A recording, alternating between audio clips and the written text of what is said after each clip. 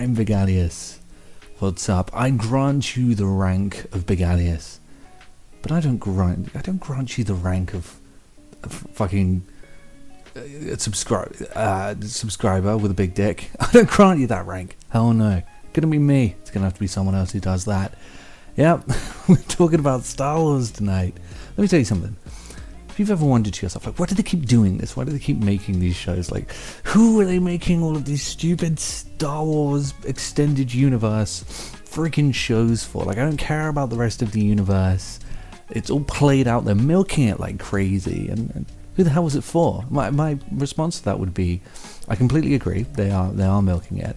And also, me.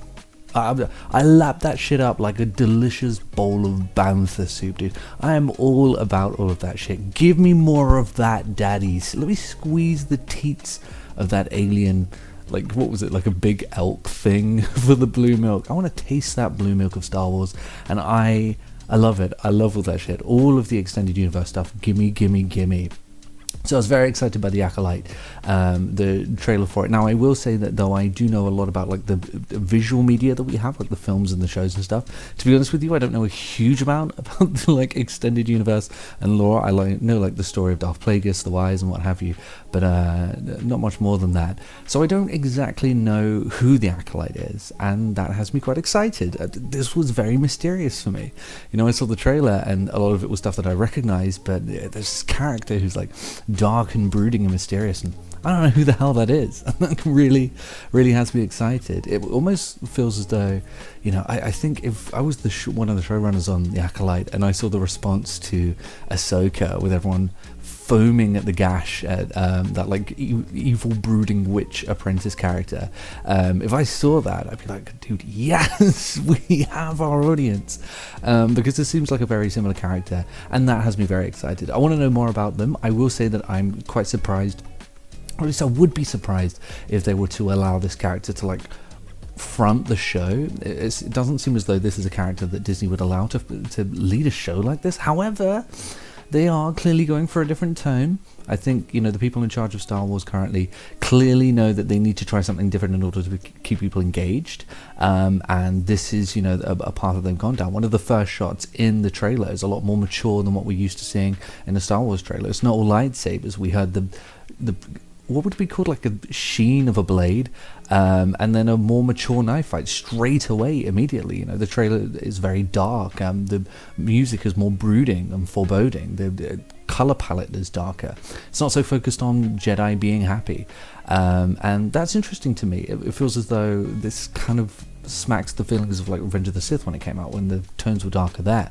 And speaking of which, they really have like delved headfirst into prequel bait, into prequel wear, and they've got you know, these shots of the meeting room for the Jedi Council from the prequel films. This film really does like do its very best to elicit feelings of nostalgia with regards to the prequel series. You have the Jedis in their robes, and Jedis in their Jedi robes on their Jedi day for their Jedis, with like a mass of them with a massive different multicolored lightsabers, is very like inherently nostalgic for someone of my age. I'm 29.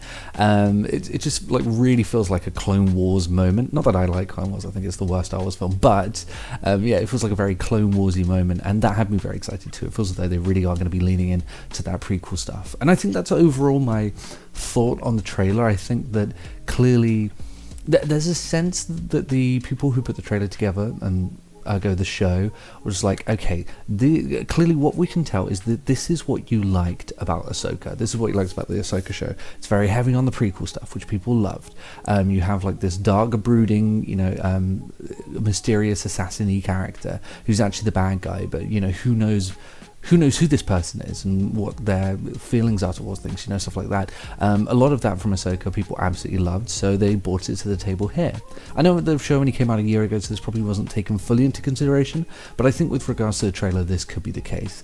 Though that being said, all in all, I go into Star Wars trailers very cautious, and I'm cautiously optimistic about this one because I think we've been burned a few too many times. I loved Ahsoka, but it wasn't the show from the trailer, and I liked Obi-Wan, but that also wasn't the show from the trailer. So, the trailers don't really seem to be very indicative of the show that follows at the moment. And I think we may have just seen the best bits. But if that isn't the case, then get ready for what could be an absolutely amazing show. If we really do get the show that is in that trailer, then calm down, dude. I'm excited to see what they do with that. But err on the side of caution. We may have just seen the best bits, and people don't even seem particularly happy about that either. Anyway, the show's streaming on the 4th of June with 2 episodes premiering, and I absolutely can't wait. So with that being said, I'll see everyone later.